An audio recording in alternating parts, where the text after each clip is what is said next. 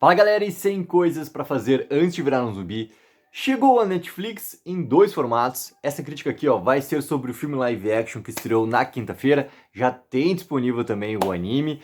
E tudo, na verdade, né, o 100 coisas pra fazer antes de virar um zumbi é a adaptação de um mangá. Galera, antes de começar a crítica, já curte o vídeo, já assina o canal, dá aquela mega ajuda porque não custa nada. Dá o like, que ajuda demais aqui o canal da Take. Galera, para quem já acompanha o canal sabe que aqui a gente fala muito sobre o universo zumbi por causa de The Walking Dead e todos os seus spin-offs agora que estão vindo e tudo mais. Ou seja, zumbi é um tema aqui, que a gente fala praticamente todo dia aqui no canal. E eu tava muito curioso para assistir esse filme aqui, por causa do tema e por causa também do formato que eu fui entendendo ali. Eu procurei não pegar muitas informações antes do mangá, do anime e tudo mais, assim, eu não assisti o anime ainda, porque eu queria ter essa experiência diretamente ali no filme, tá? E uma coisa muito importante é que, completamente diferente do nosso universo The Walking Dead ou de outras produções também que pegam essa mesma questão do gênero de zumbi e tudo mais, aqui o Sem Coisas, ele tem muito fundamentado ali a base do drama, né? Só que a base do drama, diferentemente do universo The Walking Dead, por exemplo, ela não é sombria. Ela é uma grande jornada de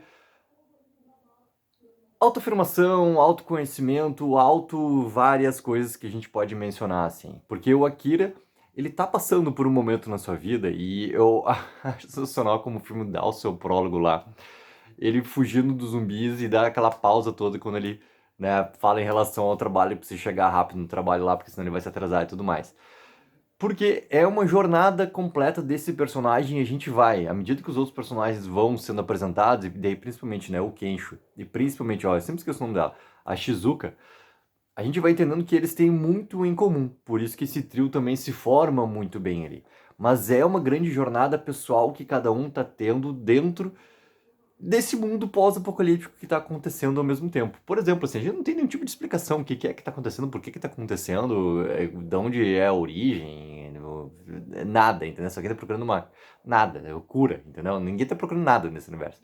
Porque não é isso que interessa, não é isso que a história quer contar realmente aqui. E tudo isso fundamentado nessa questão do bucket list, né? Que é essa lista que as pessoas fazem quando tem algo para mudar na sua vida. É literalmente isso, coisas que as pessoas gostariam muito de ter feito na sua vida e não fizeram por milhão de motivos diferentes, né? E isso tudo tá, obviamente, relacionado nessa jornada toda de alto, que os personagens estão passando e a gente vendo muito representado o nosso protagonista ali no Akira. Cara, aí que tá, essa questão dos personagens, a relação do nosso trio, como que o Akira também, assim, ele é muito desenvolvido no, principalmente o primeiro ato do filme, porque o primeiro ato do filme a gente vê o quanto que ele sofre, o quanto que ele não tem força e o quanto que ele vive com questões do passado que deixaram ele se tornar esse Akira que a gente está vendo. Completamente submisso para o seu chefe, completamente invisível para os seus colegas de trabalho. E tudo isso a gente vai vendo com ele como que... Aí que tá. Eu acho sensacional, assim, o momento onde ele tá lá no terraço do prédio, tem os zumbis, né?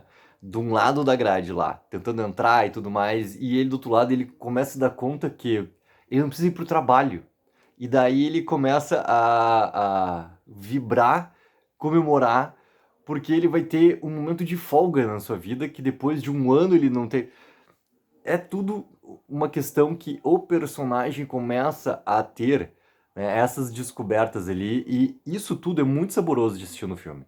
Toda essa questão do Akira, as suas descobertas, as suas afirmações, a relação que ele tem, né, tanto com o Kensho quanto com a Shizuka, eu sempre esqueço o nome dela, quanto com a Shizuka, é muito massa de ver. Porque isso tudo funciona e esse trio ele consegue se formar de uma forma completamente natural, né? O momento onde a Shizuka começa a se abrir um pouco mais, né? O momento que eles estão lá fazendo a yoga, estão começando a compartilhar momentos dentro do bucket list do Akira, cara, eles se formam realmente num entendimento, né, que é muito massa de ver, porque aquilo ali tá acontecendo realmente de uma maneira completamente orgânica ali, né? Ele traz uma proximidade para nós espectadores, a relação que está acontecendo dentro daquele trio ali, e muito do que está acontecendo dessas afirmações, de tudo que os personagens estão passando de transição na sua vida, pô, qualquer um de vocês aí, já passou por algum momento naquele ali, na sua própria vida, né? Então a gente, querendo ou não, vai se assemelhando com algum ponto ou outro do que tá acontecendo. Então essa parte toda do filme, pra mim, ela funciona demais, assim. E aí entra na questão, tá, do que eu preciso falar em relação aos zumbis, em relação à gravidade que acontece, ou que na verdade não acontece, assim. Porque tem uma coisa que é muito importante da trama, né? Como essa trama ela tá vindo depois de toda a febre que teve no começo lá de 2010, tudo mais, com The Walking Dead e tudo mais, The Last of Us, e vem depois.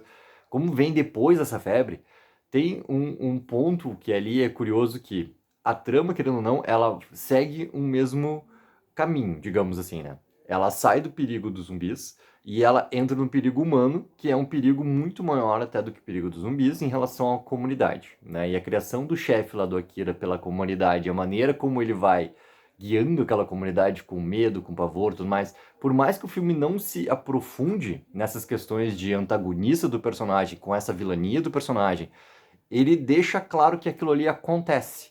Né? Ele dá pequenos exemplos, ele não se aprofunda, mas ele dá pequenos exemplos que isso realmente acontece. Ou seja, ele é um grande vilão, ele se torna, querendo ou não, um grande imperador dentro daquela comunidade ali. É basicamente isso. Ou seja, o seu perigo é muito maior, né, para as pessoas do que os próprios zumbis. Né? A questão de sobrevivência, a troca toda que é feita em segurança, alimento e tudo mais, mas uma submissão violenta do que está acontecendo ali.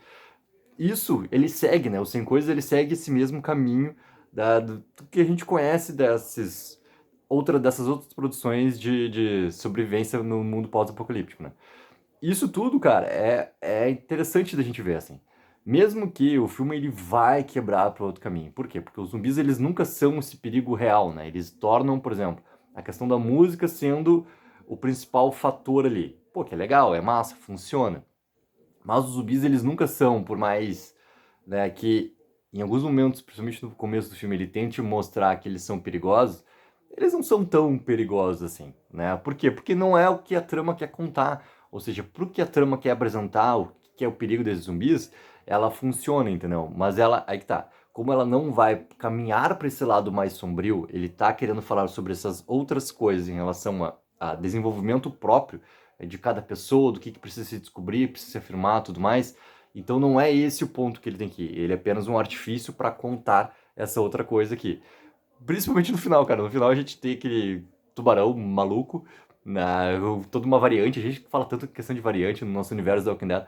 Pô, tem uma variante incrível naquele tubarão lá transformado, ele entra num momento do filme ali de até escapar ainda mais, né, desse mundo fantasioso que a gente tá vendo, para entrar sabe, num momento além, num momento a mais.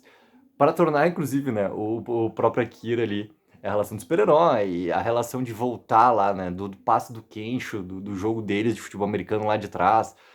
É o momento que o filme decide realmente, cara, vamos extrapolar esse mundo fantasioso, que o que mais poderia acontecer? O que mais poderia acontecer nesse mundo pós-apocalíptico que vão tornar aquele tubarão ali como ameaça? Que é uma coisa que funciona dentro do que o filme está querendo te contar.